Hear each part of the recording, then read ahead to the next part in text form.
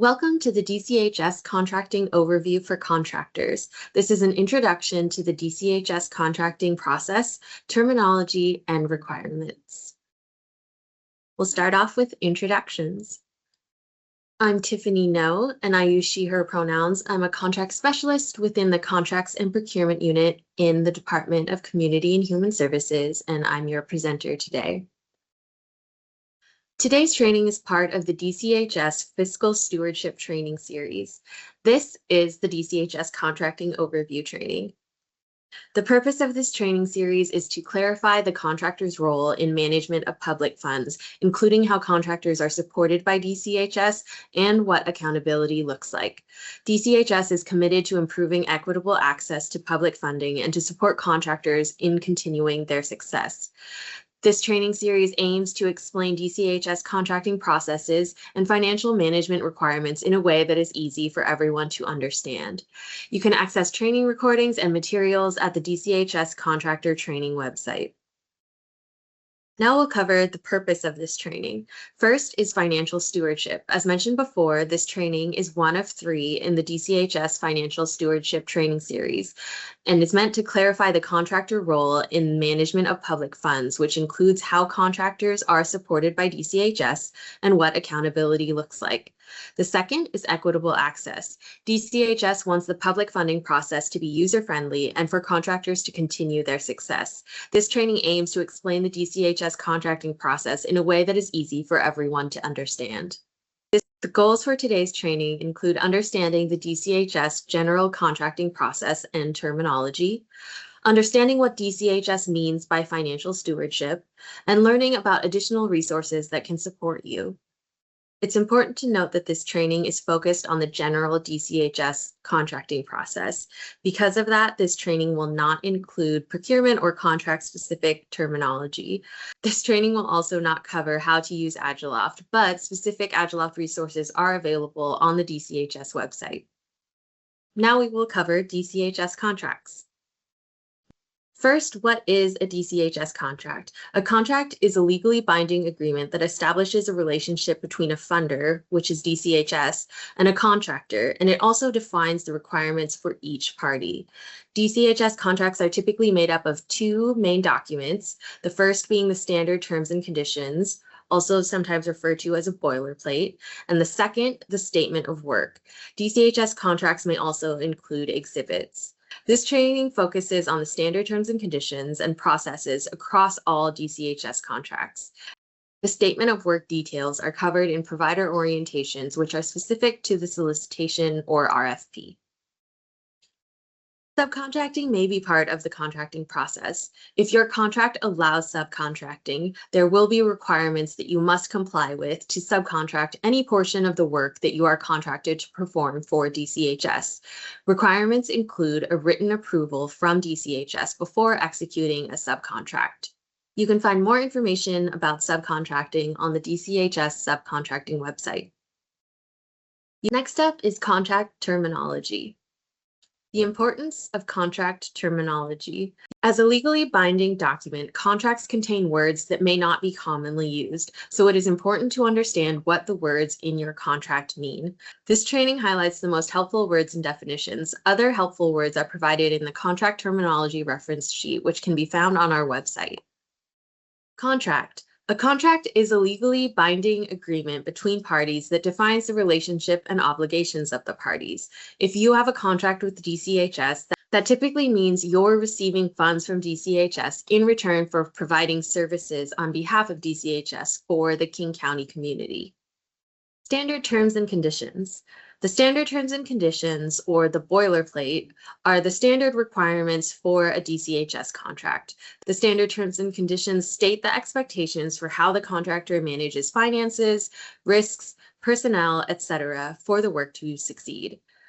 The standard terms and conditions are typically the same throughout all DCHS contracts, and they're the first set of pages in the full contract document. It's important to fully read and understand the standard terms and conditions because that's how your contract will be managed. Statement of work. The statement of work is a specific description of the work to be performed under the contract. This description may include tasks, deliverables, schedule, time and place of services, and performance requirements related to your program, project, and/or activity. The statement of work is very specific to the work that you are contracted with DCHS for. So it will list details about what you're expected to do, when, and how. Execute, execution, and executed. Execute, execution, or executed is when the contract is signed by both parties and becomes official and binding. We'll refer to a contract as being executed once it's signed by both DCHS and the contractor. Amendment. An amendment is a legal written document used to modify an existing contract by adding, subtracting, or substituting terms. An amendment is the formal mechanism for legally changing a contract after it has been executed. So if your contract has been signed and is already in place and any part of that contract needs to be changed, such as a date, dollar amount, or activity, you will need to change that officially through an amendment. And the amendment has to be reviewed and signed by both parties. Subcontractor. A subcontractor is an entity that enters into a contract with the primary DCHS contractor to perform a portion of the DCHS contract statement of work. Depending on the type of DCHS contract, other terms may be used like vendor or independent contractor. If you have a DCHS contract and you have been approved to have a separate entity carry out any portion of the DCHS contract's work on your behalf, they would be referred to as a subcontractor. And you, as the DCHS contractor, would need to have a separate contract with that entity or subcontractor to do the work. Fiscal sponsor. A fiscal sponsor is an organization that agrees to accept and manage funds and administrative activities on behalf of a fiscally sponsored project that may not meet the eligibility standards and minimum requirements to be a DCHS contractor. DCHS typically sees fiscal sponsors for small organizations that would like support with different administrative tasks like information technology, billing, reporting, and things like that. Now we will go over the DCHS contracting process. Starting off with Agiloft. Agiloft is the software system used by DCHS to manage community grants, including solicitation, contracting, and invoicing activities. Contractors are required to use Agiloft to manage their side of these activities. This chart shows the contracting process flow. The boxes with the dashed borders indicate that the step is done through our Agiloft system. The process typically starts off with the contractor receiving an award notice from DCHS. From there, the contractor registers in the King County payment systems. And then the contractor and DCHS start to discuss and negotiate the contract details. Once negotiations are done, DCHS drafts a contract. The contractor then uploads evidence of insurance in Agiloft, and that typically includes a certificate of insurance as well as an additional insured endorsement, which is a separate document. Then the contractor reviews the contract draft, and there's typically a back and forth between DCHS and the contractor until the draft is finalized. DCHS then finalizes the contract and sends it for signatures, and then once everybody signs, the contract is executed. Throughout the duration of the contract monitoring will take place to ensure compliance with the contract requirements. And the entire contracting process typically takes about 4 months from award notice to contract execution. Throughout the contracting process, wherever your entity name is needed, like on the KCW9 form, it is very important to use your legal entity name that is associated with your tax identification number. If your legal entity name is not used, DCHS is likely to encounter delays in processing your contract payments because we may be unable to confirm the correct entity we are intending to pay. Standard terms and conditions.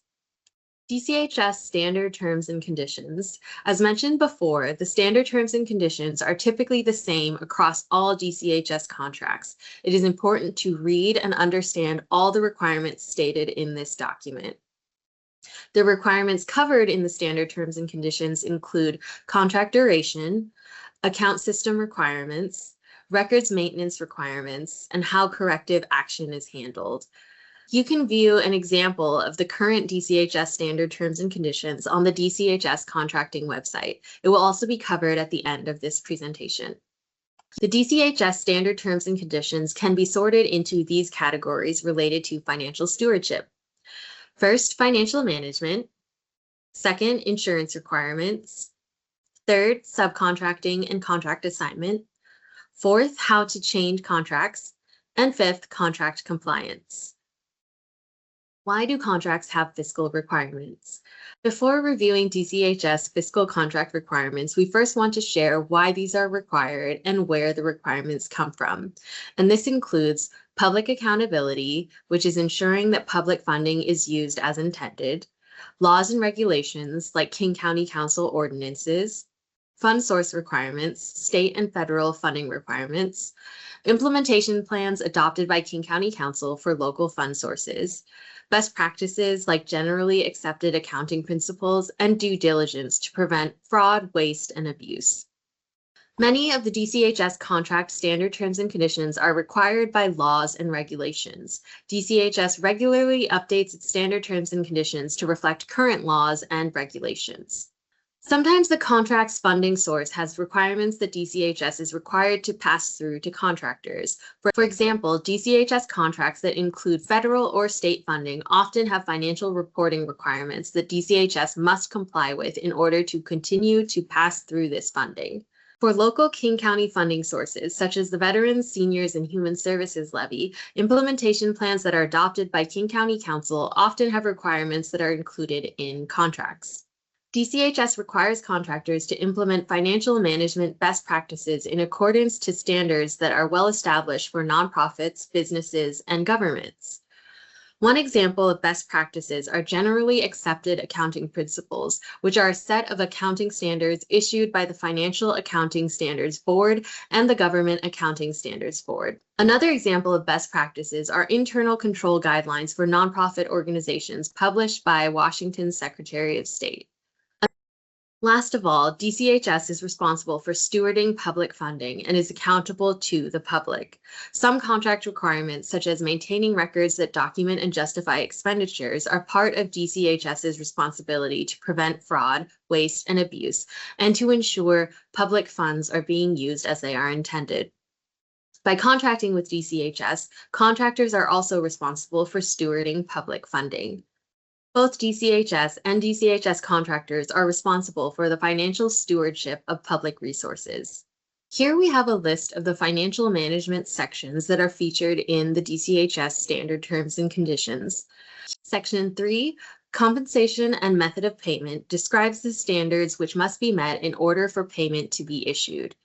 Section 4, Internal Control and Accounting System. This section states the contractor must have appropriate financial management systems in place to do business.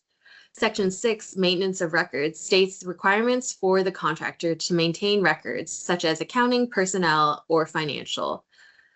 Section 9, Financial Report Submission, states the contractor must submit a financial reporting package and describes the requirements. Section 17, Non-Discrimination and Payment of a Living Wage, requires contractors pay their staff a living wage. In 2026, the hourly minimum wage for employees of DCHS contractors is $20.82. Section 21, Equipment Purchase, Maintenance, and Ownership, states who owns and is responsible for any equipment purchased with contract funds. Insurance requirements are another key part of the DCHS standard terms and conditions.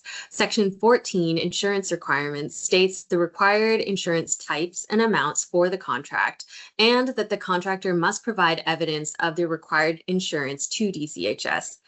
The screenshots shown here are examples of what a typical certificate of insurance may look like, as well as what an additional insured endorsement may look like. And keep in mind that these are two separate documents that will need to be provided to DCHS through Agiloft. Detailed insurance information can be found on the DCHS website, which will be highlighted at the end of our presentation. The sections of the DCHS standard terms and conditions that are related to subcontracting and contract assignment are detailed here. Section 15, Assignment, states the process for transferring the contract to another entity if needed and approved by DCHS. Section 16, subcontracting, states the requirements for any subcontract, which is when the contractor enters into a separate contract with another entity to perform some or all of the work for the DCHS contract. The subcontract is between the contractor and another entity, not DCHS. Section 31, no third-party beneficiaries, states that there are no additional parties to the contract. The DCHS Standard Terms and Conditions goes over how to change contracts. This is in Section 27, Contract Amendments, which states that any changes to the contract must be documented as a written amendment. The DCHS Standard Terms and Conditions details contract compliance in these sections. Section 7, Evaluations and Inspections, which states the expectations the contractor should have for DCHS to conduct audits, monitoring, reviews, etc. related to the contract. Section 10, Corrective Action, which states the process for corrective action if DCHS determines the contractor is out of compliance with the contract. Section 26, Entire Contract, which states the contractor understands the contract is complete, no additional terms are incorporated outside of the contract, and work needs to be completed in a timely manner. Finally, we'll go over the resources that DCHS has to support you as a contractor. DCHS has many online resources. The Accessing Agiloft page includes detailed information and resources for using Agiloft as a contractor. The How to Contract with DCHS page includes contracting basic information like the Standard Terms and Conditions sample. The Insurance Requirements page includes typical insurance requirements for contractors. The Funding Opportunities page includes open, closed, and anticipated DCHS solicitations. The Requesting to Subcontract page includes how to request a subcontract from DCHS. The DCHS training webpage includes training and resources for contractors and is currently in development. And the DCHS blog includes current DCHS news. King County as a whole also has online resources. The Procurement and Payables Forms page includes required forms and detailed information about those forms that are required to contract with DCHS. The Surplus Program page offers surplus furniture and office equipment free of charge to eligible nonprofit organizations. Another resource is your contract manager. Your DCHS contract manager is your main point of contact for any questions you have about your contract. If you aren't sure who your contract manager is, you can find their information in Agiloft by opening your contract record and looking for the contract manager field shown here. And DCHS teams are here to support you. The Contracts and Procurement Unit, or C&P, which is my team, provides contracting and procurement support to the entire department and can help answer contractor questions related to the process or any standard templates. If you have generic contract or procurement questions, please email dchscontracts@kingcounty.gov. The DCHS Agiloft team provides support for the Agiloft system and can help contractors troubleshoot any technical or system navigation issues. If you have any questions about Agiloft, please email dchsagiloft@kingcounty.gov. And wrapping up our training is questions and feedback. Thank you so much for watching this training. And if you have any questions or comments, please email DCHS provider support at kingcounty.gov for assistance. DCHS is here to support you. Please consider sharing your feedback through a brief DCHS Contracting Overview Training online survey by clicking the link or scanning the QR code. Your feedback will help inform future trainings, including how to improve this one. Thank you. And feel free to stay connected with us. DCHS is on Instagram, YouTube, LinkedIn, and there are QR codes here for our blog, website, and data dashboard.